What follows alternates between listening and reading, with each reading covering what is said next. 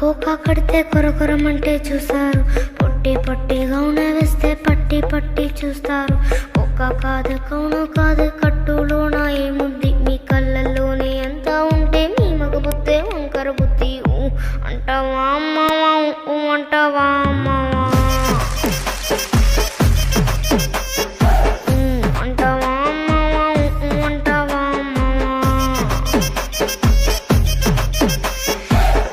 తెల్లగుంటే ఒకడు తెల్ల కిందులవుతాడు, నల్లగుంటే ఒకడు అల్లారెల్లరి చేస్తాడు.